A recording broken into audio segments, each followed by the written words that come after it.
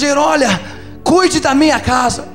A mensagem dele era essa: cuide da minha casa e eu cuidarei da sua. Cuide da minha casa e eu cuidarei da sua. Cuide daquilo que é meu e eu cuidarei daquilo que é seu. E nós vemos, encurtando a história, capítulo 2, versículo 3, que depois deles começaram a construir. Versículo 3 diz: quem há entre vós dos sobreviventes que viu esta casa na sua primeira glória? E como vedes agora, não é esta como nada em vossos olhos comparada com aquela? Eu creio que os sacerdotes estavam ali dizendo: olha, nós fizemos o máximo que podíamos, nós investimos o máximo que podíamos, mas nem se compara a grandeza, nem se compara ao esplendor, nem se compara a riqueza que havia no templo de Salomão. Alguns deles haviam experimentado, haviam visto com seus próprios olhos o espetáculo que era o templo de Salomão. E talvez alguns deles estiveram ali na dedicação do templo de Salomão, quando a glória do Senhor encheu a casa. E os sacerdotes não puderam se colocar de pé, mas todos os esforços deles, todas as lutas, todo o investimento, aparentemente aos olhos nus, não capacitou eles de fazer com que aquilo que havia acontecido há 70 anos atrás pudesse acontecer mais uma vez. E eles estavam entristecidos. A gente tentou, mas não conseguiu. Aí o Senhor manda um sacerdote no versículo 4 para dizer: olha, esforça-te, Josué, filho de Jeozadak, sumo sacerdote, esforçai-vos, todo o povo da terra, diz o Senhor, e trabalhai, porque eu sou convosco, eu sou convosco, eu sou convosco, diz o Senhor dos exércitos. É esta aliança que fiz convosco quando saístes do Egito. O meu espírito habita no meio de vós, não temais.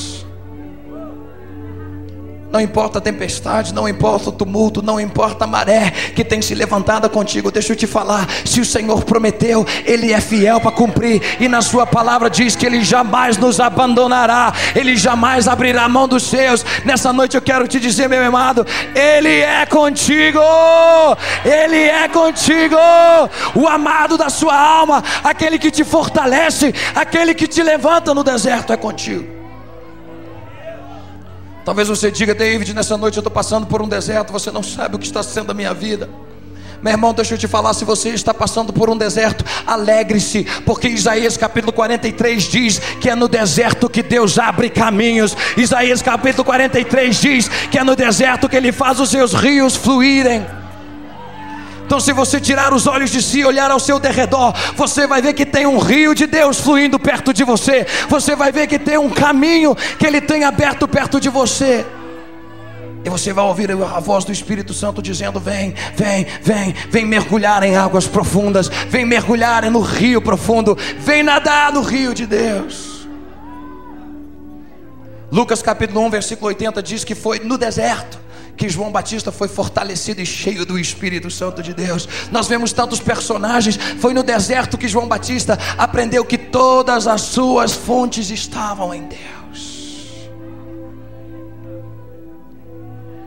João Batista era filho de sumo sacerdote, e ele tinha direito de estudar na melhor universidade de teologia de então, não menosprezando as universidades ou seminários de maneira alguma, mas ele tinha o direito de estudar na melhor e depois pregar nas maiores conferências, nas maiores plataformas pela região afora. Mas havia algo que queimava em seu coração. Ele via a hipocrisia dos sacerdotes daquela época e dizia: não é isso que eu quero mais. O meu coração queima por algo diferente. Eu quero verdadeiramente um contato com aquele que pode mudar a minha vida. Eu quero verdadeiramente ser exposto à glória daquele que pode mudar a minha história.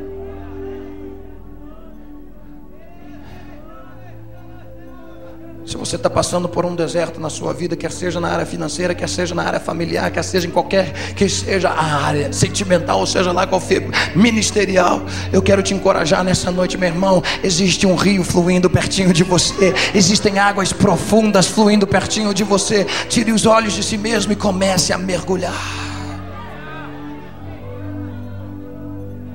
Olha para o teu irmão e diga: tem um rio pertinho de você, tem um rio pertinho de você, tem um rio pertinho de você. O Senhor prometeu e Ele jamais te abandonará. Ele disse: amados, eu sou convosco. Foi essa promessa que fiz: eu sou convosco, eu sou convosco, eu sou convosco. só você se tornar sensível à sua voz. É só você parar e você descobrirá a voz. João Batista, João capítulo 3, versículo 29, diz: a noiva pertence ao noivo. Ele diz: olha, agora minha alegria está completa porque eu ouvi a voz do meu amado. Foi no deserto que João Batista aprendeu a ouvir a voz do seu amado. Foi no deserto que João Batista foi fortalecido pelo Espírito Santo. Foi no deserto que ele começou o seu ministério. E eu creio que o Senhor está chamando alguns de nós para sermos fortalecidos no deserto, para sermos cheios do Espírito Santo enquanto caminhamos pelo deserto, para as grandes coisas que Ele tem preparado para aqueles que o amam. Eu não sei se você sabe, mas as nações do planeta estão olhando para o Brasil e dizendo: tem alguma coisa diferente acontecendo naquela nação, tem algum mover extraordinário do Espírito Santo acontecendo no meio dos jovens daquele país. O que é? É uma fome, uma sede que só pode ser despertada quando você está passando por períodos difíceis. Esse ano para mim no ministério foi um dos anos mais difíceis. Tem uns 5 anos desde que a minha mãe espiritual ali juntamente com seu marido impuseram as mãos sobre mim, a minha cabeça, a cabeça da minha esposa, e me enviaram para o campo. E esse ano, o ano da graça, o número 5 que simboliza a graça de Deus, foi para mim um dos anos mais difíceis. Eu tinha uma equipe formada e já andávamos juntos há 3 anos. Boa parte da equipe que vocês veem aqui em cima são membros novos. E nós já caminhávamos e já tínhamos viajado para o exterior juntos, já havíamos visto tantos milagres, o sobrenatural de Deus, tantas coisas acontecer. Quando um atrás do outro começou a acontecer alguma coisa, um saiu, o outro foi embora, o outro foi fazer não sei o que, e eu fui sendo deixado, um cometeu pecado. Eu falei: meu Deus, mas o que está acontecendo?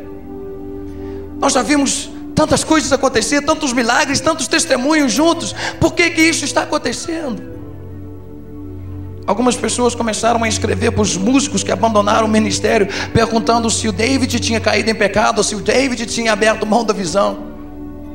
Meu Deus. Eu falei: Deus, o que está acontecendo? Por que o Senhor está permitindo que esse tipo de coisa aconteça? A gente estava quase que, sabe, no auge. Eu não estou falando da fama, do sucesso, porque eu não dou a mínima para essas coisas, mas nós estávamos ministerialmente falando no auge. A gente via coisas acontecer, sabe, que eram tremendas.